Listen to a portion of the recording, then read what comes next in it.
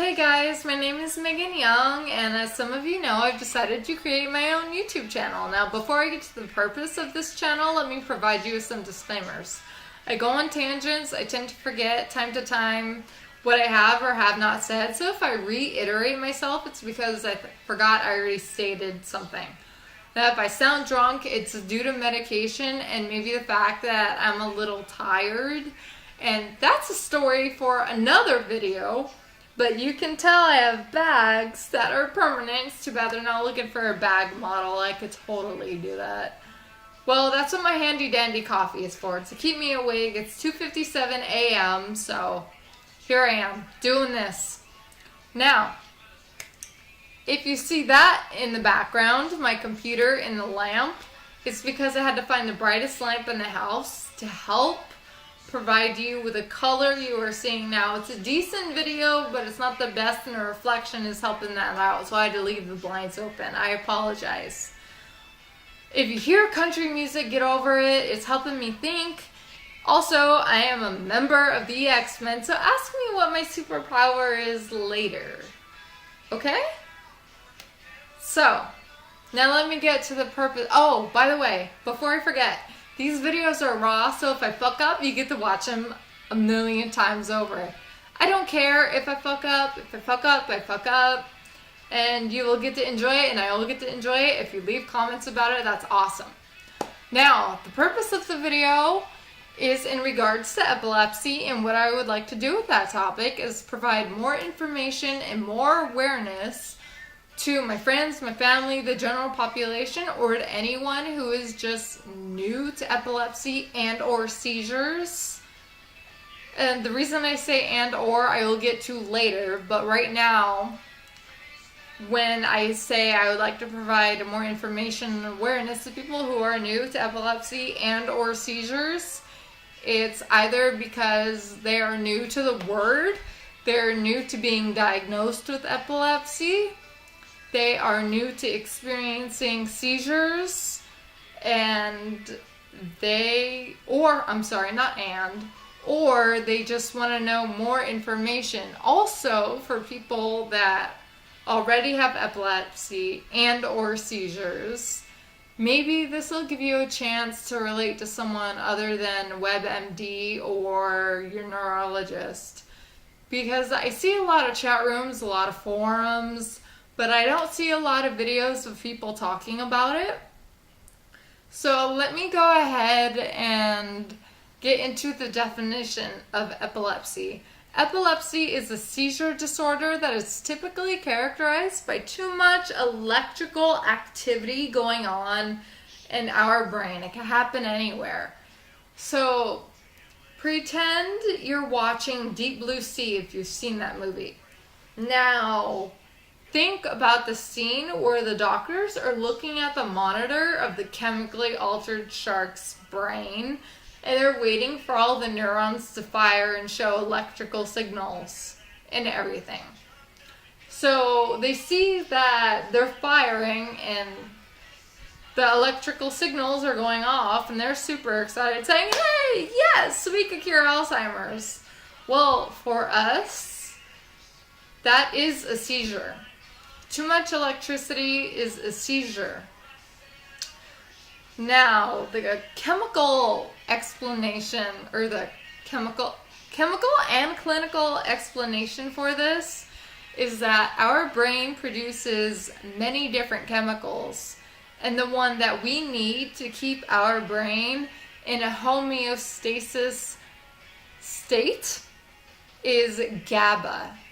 And if GABA is not produced, we have seizures. Now, the other chemicals that are important are sodium, chloride, and potassium. Now, pretend this is a potassium gateway. That's going to stay shut. Pretend this is a sodium chloride gateway. This one will make sense. Now, this is open, right? If this stays open, sodium and chloride are one or the other, but it's most likely both. Rush in. And if GABA is either not being produced or not reaching the receptors, we will have seizures. So this pretty much means, hey, you're going to have a seizure. Have fun. And say it's like this. Well, it's almost closed, right? But it's not. Say it's like that. Well, that means GABA is being produced, but it's either not enough GABA or it's not reaching the receptors. So that's what our medication is for. Our medication either helps produce more GABA or helps the GABA that is there reach the receptors. So we go back to our homeostasis state, which is our calm state. It's our, hey, we're not having seizure state. Everything else is a seizure, or maybe a seizure, you know. I don't know the percentages of it. It's not like I can say, hey, yeah, if you don't have this much GABA, you're going to have a 25% chance of a seizure. I can't say that. That's not clinically possible. So that's a clinical version. Now for my gamer friends, I think this will be fun because I also wanted just to do it. So for my gamer friends, pretend you stupidly, but I'm going to assume accidentally, left friendly fire on in the game. Well, one, good for you. Don't ever do it. I will yell at you for 15 minutes if you're playing with me. So say you did that, right? And you have enemies and friendlies coming from all directions. And you're going, say hello to my little friend. Yes, I just wanted to do that. I know it was terrible, but still. Okay, so you killed your friend and your friends and your enemies. Now, when you killed your friends, our friend is GABA.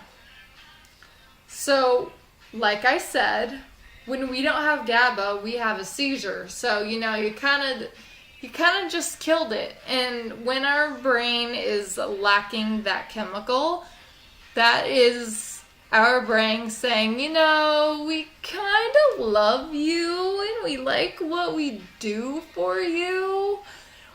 But, you know, I think you've been in a calm state a little too long.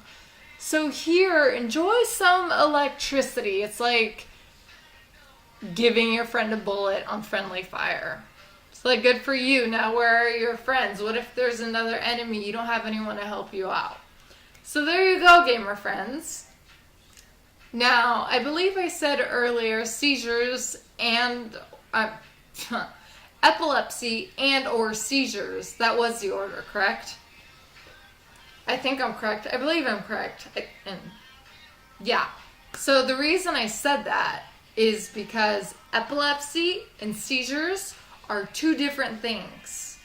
Now, I'm sorry, I do sign language. Sometimes I don't notice it. Alright, so the difference is that there are multiple causes for epilepsy, but fewer causes for seizures. I will get to epilepsy first since it takes longer. Malformations of the brain. That is what mine is. I was diagnosed at 3.5 years of age, and the reason it was 3.5 years of age is because my brain was formed enough for them to do a test and realize, oh, yeah, malformed. You have epilepsy. Congratulations. You do not win a prize. You do not get to pass go, collect $200. You go straight to jail. All right. So there's malformations. There's abnormalities. Now, to put it clinically first, I know I'm doing the opposite, but all right, a neuron on this side needs to connect to a synapse on this side, but it's either not making that connection or it's not fitting quite properly. So that would be an abnormality. Now let me put it in simpler terms. Say you have a wire that has a plug at the end of it, but it needs to go into an outlet, although the plug is kind of bent, and then you jimmy the plug to make it fit into the outlet, right? So you jimmied it, and it's the right size and shape and everything, so you plug it in, it works, but it doesn't quite work. Say I plugged in a lamp, but because the plug was a little off and didn't fit into the outlet correctly, the light's flickering, so it's not getting its full capacity of power. that it can produce. Yeah, I didn't really have that one explained perfectly. I did in previous videos, but not right now. Okay, so that would be an abnormality. And yeah, malformation abnormality could be genetics. It's not 100%, so guys, I wouldn't worry about it. If you happen to experience late onset epilepsy, then that may be a case. But then what also can fit into the category of abnormality is two other things. Teratogens. Your mother could have ingested something when she was pregnant with you, and during your critical period, your second critical period of development, which is your brain development, it decided to say, hey, yeah, we're going to fuck up your brain, and now you're going to have epilepsy. So that would cause epilepsy. So would meningitis. That's a brain infection that swells your brain to the point of degradation. Your brain literally dies, which kills you too. So say a part of your brain died, but you needed that part to help you with something, I don't know, say balance. But another part was connected to the part that died, although the part that was connected didn't completely die, so it says, you know what, I could use this. And yeah, it connects to the other side of your brain, and it thinks it fits, but it doesn't. It's like the wire analogy. So that would be in the form of an abnormality, and the last one would be trauma. Now, this is where epilepsy and seizures overlap. Trauma overlaps these two.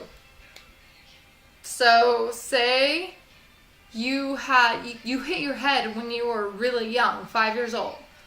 And then teenage years, you had a seizure here, a seizure there, and a few seizures down the road of your lifetime. Well, that just means you're inconsistent, so you're lumped in with the seizure category, not the epilepsy category. But say you got in a car accident when you were 20, and then when you were 40, you started having seizures consistently. You had a multitude of them. Go to the doctor, say, I think I had a seizure, and they're like, okay, they get their checklist out, and it's of a million things, but I'll try to remember some of them. They're going to ask you, so what do you think you had? You think it was a seizure? What kind of seizure do you think it was, if you know about seizures at this point? How long was it? How many times per week, per day, per month, per hour do you have them? What are the seconds? That's I already stated that. That's the duration. Okay, so you hit the duration, you have how many times per week, what is the severity of it? And now they get their checklist.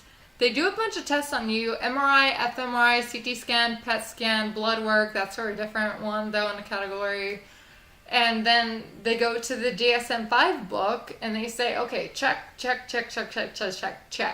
So, yes, you go from trauma to epilepsy, and that is where you skip the overlap. But with seizures, there's another one, stress-induced seizures. That's exactly what they are, stress-induced. That's it. You just need to keep yourself in a low-stress environment. So your cortisol levels, your stress hormone levels, do not rise. If they're too high, you get a seizure. And for people that have epilepsy, stress makes your seizures worse. It doesn't cause your seizures. I want to get that straight. Okay? It doesn't cause your seizures. So don't get that confused. But right now, I actually got to close up. I would love to talk about a million more things, and I will. So leave your thoughts, comments, feelings, opinions, what you want to know. And thank you to my friend MJ, who helped me actually become dedicated to this from listening to her podcasts and YouTube channel on Fibromyalgia. I will post them. And I'll try to post these on Fridays. I hope you all have a good night and weekend. Bye.